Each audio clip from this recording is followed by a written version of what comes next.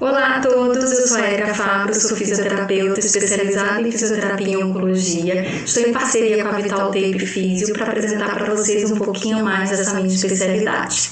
Então, antes de iniciar a aula, eu achei importante trazer para vocês a informação de que a fisioterapia oncológica é uma especialidade reconhecida pelo Conselho Federal de Fisioterapia e Terapia Ocupacional, o FITO. Ela foi reconhecida em 2009, faz parte de uma das 15 especialidades reconhecidas. Foi reconhecida em 2009 com a denominação de fisioterapia oncofuncional. E foi denominada que essa fisioterapia é de uso exclusivo do profissional fisioterapeuta. E nada mais justo, então, de que iniciar nossas apresentações com a primeira aula falando sobre por que fazer se especializar em fisioterapia oncológica. Então, vamos lá. A gente sabe que a incidência do câncer tem aumentado cada vez mais em todo o mundo. Em 2012, a Globocan já havia publicado de que tinha uma estimativa para cada ano naquela década de 14 milhões de novos casos de câncer no mundo todo. Quando eu falo para vocês sobre novos casos de câncer, eu estou falando de um apanhado geral, tá? O câncer é um conjunto de mais de 100 doenças, porque cada tipo de câncer, cada tipo histológico e cada comportamento que o câncer tem, é claro que vai se manifestar numa doença diferente. Então, vai ter resultados diferentes, vai responder a tratamentos diferentes. Mas aqui, nas estimativas, a gente faz um apanhado geral, tá? Então, mesmo prevendo em 2012 que seria 14 milhões de casos novos, cientistas também já previam que 70% de aumento vai haver nas próximas décadas. Então, o que é esperado em 2012 é totalmente diferente do que é esperado para 2032. Em 2032 são esperados 21 milhões de casos novos. Falando da nossa população brasileira, a gente observa que o impacto também vai acontecer aqui. Uma vez que a gente vê esse gráfico e observa que pessoas acima de 80 anos têm maior expectativa de vida. Comparando 1980 com 2050, isso pode ser bem observado através do triângulo invertido, né? Então, mais pessoas vão viver mais tempo. Quanto mais tempo a gente vive, maior o risco de mutação celular e de desenvolvimento de um câncer. Essa estimativa é internacional, então é a junção de 185 países, a Globocan que publicou em 2018, que naquele ano tinha sido estimado entre os cânceres mais incidentes seria o pulmão, mama, próstata, cólon, câncer de pele não melanoma e os outros englobados no restante desse gráfico em pizza. E a gente pode observar que o câncer de pulmão e o câncer de mama são equivalentes. A incidência deles, a frequência é equivalente, então os números são bem próximos. Isso significa que tem um impacto grande para o câncer de mama na nossa população. Uma vez que o câncer de mama é muito mais diagnosticado, as mulheres têm muito mais risco de ter câncer de mama, enquanto o câncer de pulmão, tanto mulheres quanto homens têm risco de desenvolver. Na população brasileira, essa estimativa foi publicada em 2020 pelo Instituto Nacional de Câncer, o INCA, aqui no Rio de Janeiro, e publicou que a estimativa, o que é esperado para o triênio, que seria 2020, 2021, 2022, é que a cada ano possam ser diagnosticadas 66 mil novos casos de câncer de mama e 65 mil novos casos de câncer de próstata, que são os cânceres mais incidentes entre as mulheres e homens, respectivamente, né? E quando a gente fala em mortalidade, num apanhado geral, né, observando o mundo inteiro, é visto que o câncer é a segunda causa de morte na população, estando atrás apenas das doenças cardiovasculares. E na mortalidade brasileira, a gente observando esse gráfico histórico, a gente percebe que o aumento da morte por câncer, ela não ocorre simplesmente porque os casos estão aumentando ou porque existe um descontrole, mas pelo contrário, é porque tem cada vez mais controle das doenças infecto-parasitárias. Então, quando se morria muito mais de doença infecto-parasitária em 1930, 1940, essa taxa foi diminuindo. E o que isso significa para a gente é que, num país como o nosso em desenvolvimento, como é o Brasil, a gente tem visto mais casos de câncer justamente porque a gente está tendo maior expectativa de vida, mais controle de doenças infecciosas, a redução da mortalidade infantil e o aumento da prevalência de fatores de risco pela transição econômica. Esses fatores de risco são os fatores que a gente adquire com os hábitos de vida dos países desenvolvidos, que seria consumo de produtos mais industrializados, alimentos mais embutidos, álcool, tabaco, uma vida mais sedentária e a obesidade. Então, todos esses são fatores de risco para o desenvolvimento de algum tipo de câncer. E aí, quando a gente observa no diagnóstico, a gente percebe que o câncer ele pode ser diagnosticado em qualquer fase do estadiamento, o que não é visto em países desenvolvidos. Normalmente, nos países desenvolvidos, os cânceres são muito mais diagnosticados no estadiamento 1 e 2, que é o estadiamento inicial, que a gente tem muito mais tratamento, possibilidade de tratamento e possibilidade de cura. No Brasil, a gente observa muitos casos de câncer sendo diagnosticados numa fase mais tardia, que seria o estadiamento 4, como o caso do câncer de boca, o câncer de pulmão, e isso indica para a gente que cada vez mais os pacientes têm buscado tratamento numa fase tardia, porque o estadiamento do câncer ele varia de 1, ele é classificado entre 1 a 4, e o estadiamento 4 significa que o tumor já invadiu outros órgãos, o paciente já tem metástase. Então a possibilidade de cura para esse paciente não existe, o tratamento vai ser com intenção paliativa, vai ser para controlar a doença nesses casos, não mais para curar a doença. E aí, quando o paciente ele tem um diagnóstico, para ter o diagnóstico do câncer, ele passa por toda essa linha de cuidado. Então, inicialmente, esse paciente pode ser rastreado como câncer de mama, que é feita mamografia, o câncer de colo de útero, que pode ser feito Papa Nicolau, que é o exame preventivo, né? Então, essa consulta pode ser feita por um generalista, isso vai ter um diagnóstico precoce, e aí vai encaminhar para um especialista que vai fazer uma investigação mais apurada, e para ter o diagnóstico fechado é necessário mais exames, principalmente a biópsia, tá? Então, tendo a biópsia confirmando o câncer, esse paciente ele é indicado para alta complexidade, para o tratamento oncológico, e aí possibilidade de cura, vai fazer cirurgia, quimioterapia, radioterapia, entre outros tratamentos. E se não tiver possibilidade de cura, se já foi diagnosticado numa fase 4 da doença, né, no estadiamento 4, esse paciente já tem metástase, vão ser indicados o tratamento paliativo, os cuidados paliativos. Então, diante de tudo que eu já expus para vocês até agora, a gente pode afirmar que o aumento da incidência de câncer é considerável, né?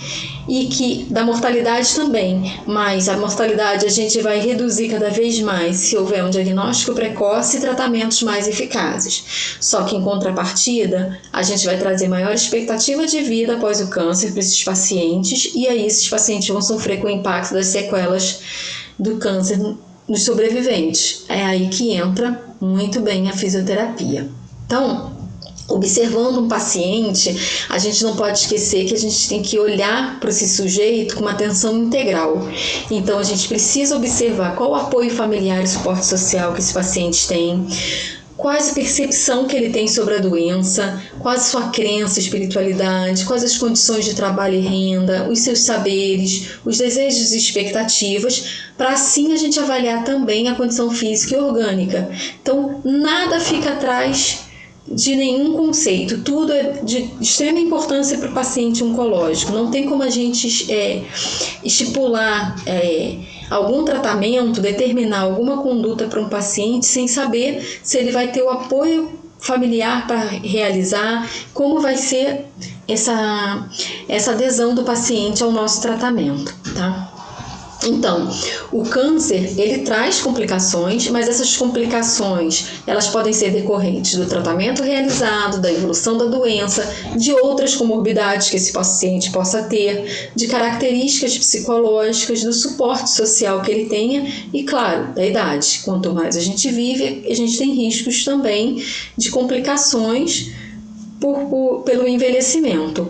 E isso tudo vai trazer uma pior qualidade de vida para os nossos pacientes. O tratamento oncológico, ele se resume em um ou mais tratamentos, isso vai depender do tipo de câncer. Então, para os tumores sólidos, normalmente são recomendadas as cirurgias para considerar como um tratamento curativo. Então, a cirurgia, ela, normalmente nos tumores sólidos, está no centro desses tratamentos. E aí, o paciente pode ser indicado também, como outro tratamento local, a fazer a radioterapia e como tratamento sistêmico, a quimioterapia, terapia-alvo, a hormonioterapia ou bloqueadores hormonais, tá? Os bloqueadores hormonais são muito mais utilizados para os tumores dependentes de hormônios, tumores femininos e masculinos. Em outros tipos de tumores, como leucemia, linfoma, muitas vezes os pacientes são tratados com quimioterapia e pode ser indicada fazer o transplante de medula óssea. E aí, pensando em como vamos atuar nesses pacientes, a gente se volta lá atrás, eu me volto lá na afirmação que Dietz já tinha feito em 1981. Ele fez o conceito de reabilitação, que seria promover a qualidade da sobrevida, de modo que os pacientes se mantenham o mais confortáveis e produtivos possíveis, mantendo suas atividades de vida diária com máxima independência funcional, conforme sua expectativa de vida. E aí, esse conceito de reabilitação, que é até defendido pelo Ministério da Saúde, é um conceito parecendo um guarda-chuva. Ele abrange vários profissionais para possibilitar essa promoção de qualidade de sobrevida para os nossos pacientes, né? Então, dentro desse guarda-chuva tem a fisioterapia, a terapia ocupacional, a fonoaudiologia, a psicologia, o serviço social, a nutrição, todos trabalham em conjunto para reabilitar esse paciente. Mas o que é a fisioterapia? Segundo o nosso Conselho Federal, a fisioterapia é a ciência da saúde voltada ao estudo, prevenção e tratamento dos distúrbios cinéticos funcionais de órgãos e sistemas do corpo humano. Então, a fisioterapia não é somente a reabilitação depois de uma sequela, ela também está inserida na prevenção. E é isso que eu vou passar para vocês. Em 1974, eu deixo bem destacado isso porque eu acho bem interessante, porque a gente tem o reconhecimento da nossa especialidade só em 2009, mas esse perfil de reabilitação já era falado desde a década de 70. Então, o Dietz também já tinha traçado o perfil de atendimento desses pacientes. Então, quando a gente observa o paciente no momento inicial em que esse paciente tem o diagnóstico da doença, pode-se fazer uma reabilitação preventiva de acordo com o que o paciente tenha de complicação prévia. E por aí vai se ter na sequência, né? A reabilitação restauradora, quando esse paciente apresenta alguma complicação do tratamento, e a reabilitação de suporte, quando essa complicação não tem mais uma resolução, mas pode ter um controle, e por fim a reabilitação paliativa, quando a doença já está no estadiamento mais avançado, com metástase para outros órgãos, a gente vai ter o objetivo de trazer mais qualidade de vida para os nossos pacientes. Então, como a gente vai atuar em cada fase? A gente atua no pré-tratamento, durante o tratamento ou no segmento de acompanhamento pós o tratamento e nos casos de cuidados paliativos.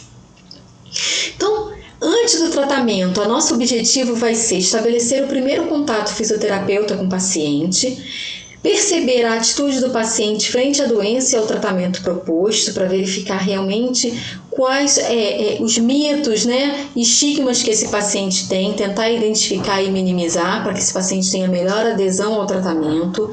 Por isso a gente vai evitar as orientações que sejam desnecessárias para não amedrontar e detectar e iniciar tratamento de complicações cinético-funcionais prévias. Isso, um exemplo que eu dou é para o câncer de mama, por exemplo. Quando o paciente vai ser submetido à cirurgia do câncer de mama, ela vai ficar num posicionamento anestesiada, um posicionamento com rotação externa, abdução do membro superior. Se essa paciente já tiver alguma tendinite, pode ser que no pós-operatório ela venha desenvolver uma piora dessa tendinite, mais dor, receio de se movimentar e, consequentemente, uma capsulite adesiva. Então, de uma complicação que essa pessoa, uma comorbidade que essa pessoa já tenha, pode piorar com o tratamento oncológico. E por isso é importante a gente avaliar o quanto antes, até também para a gente estimular a prática de exercício físico, para melhorar o condicionamento físico dos pacientes. Durante o tratamento oncológico, a gente vai informar sobre as possíveis sintomatologias e condutas domiciliares que possam ser empregadas para amenizar os sintomas, incentivar o retorno às suas atividades físicas, sociais, profissionais e de lazer, e sempre prevenir, detectar e tratar complicações do tratamento oncológico. Quando o paciente já apresenta alguma complicação, como é que a gente vai abordar esse paciente? Primeiro a gente vai informar qual é a causa dessa complicação, explicar o objetivo do nosso tratamento, dar opções de tratamento baseado na individualidade de cada paciente, e a individualidade é aquele slide que eu apresentei anteriormente, né? De avaliar o paciente como um todo, suas crenças, sua expectativa, sua cultura e sua condição social, e estimular as atividades de vida diária até como forma de tratamento também, o retorno dessas atividades, principalmente para a independência funcional. E no caso da fisioterapia paliativa, a gente vai sempre pensar um dia após o outro. Então a gente vai sempre pensar no dia de hoje, como o nosso paciente está hoje, e aí a gente vai adaptar a nossa conduta à expectativa do paciente, porque o maior medo do nosso paciente é o abandono. Então a gente tem que verificar qual a disponibilidade de recurso terapêutico que eu vou ter para esse paciente. Nessa imagem acima, por exemplo, a paciente ela tem lesões na pele, então qual tipo de recurso que eu posso utilizar sobre essa pele? O que é importante eu fazer para ela nesse momento? Será que eu não tenho que, às vezes, contraindicar algum recurso que possa acabar prejudicando a minha paciente, gerando um risco de infecção, por exemplo? Então, isso que a gente tem que observar. E, claro, visar independência funcional e qualidade de vida. Então, nossos objetivos gerais são prevenir, diagnosticar precocemente e tratar adequadamente. Vamos prevenir identificando os fatores associados às complicações, conhecendo as patologias pré-existentes.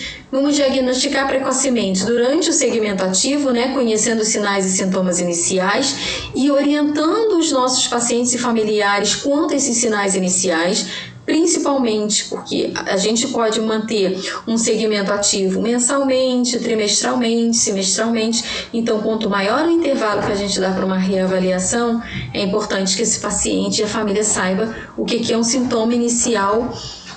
Exemplo, o linfedema, que todo mundo já ouviu falar, que é uma das complicações mais temidas em relação ao tratamento oncológico, ou sequela do tratamento oncológico. Então é importante que a gente oriente esse paciente quais são os sintomas iniciais para a gente iniciar o tratamento o mais precoce possível. E claro, para tratar adequadamente o paciente, é importante a gente saber indicação e contraindicação dos recursos que estivermos utilizando e sempre trabalhar com conduta baseada em evidência. Porque os nossos pacientes oncológicos, eles têm algumas particularidades. O câncer é um processo crônico e complexo, ele envolve vários órgãos e sistemas, é um tratamento especializado, então a nossa manipulação, os nossos recursos e muitas vezes até o nosso protocolo de avaliação, né, para aferição, elas podem contribuir para a melhora, mas também podem contribuir para a piora dos sintomas. Então, o último recado que eu deixo para vocês é que a gente precisa saber que os nossos recursos fisioterapêuticos para um paciente oncológico nem sempre são a melhor opção. Então, a gente deve utilizar com bom senso, tá? Então, eu gostaria de agradecer a todos